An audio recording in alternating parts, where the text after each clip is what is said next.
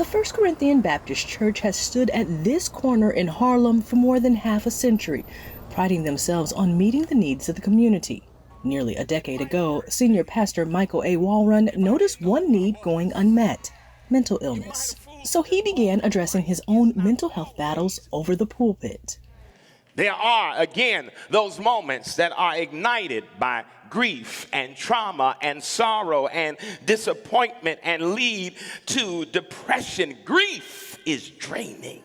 I think there was a lot of cheering and maybe even relief around hearing your pastor from the pulpit talk about the things that you perhaps deal with or they perhaps deal with on a daily basis.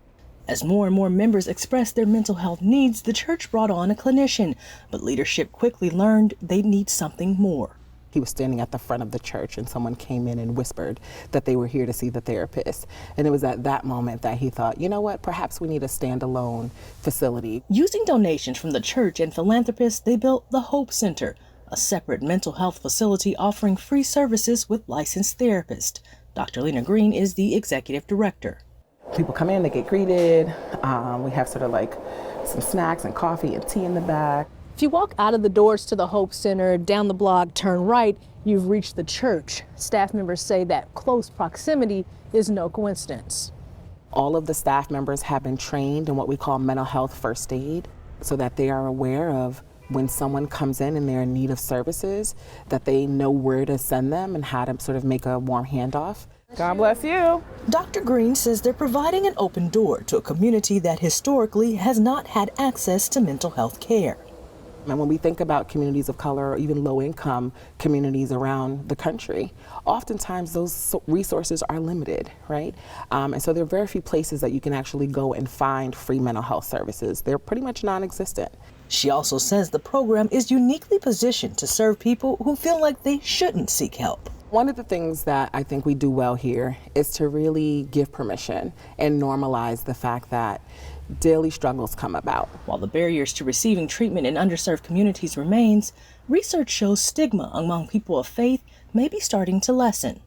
According to a recent survey from Lifeway Research, 60% of Protestant pastors say they speak on chronic mental illness at least once a year, an increase in recent years. 9 in 10 say local churches have a responsibility to provide resources and support for individuals with mental illness.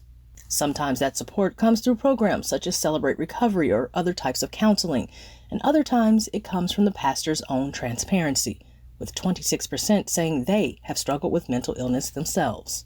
But all you can do is whisper, I'm fine. I'm good. I'm okay.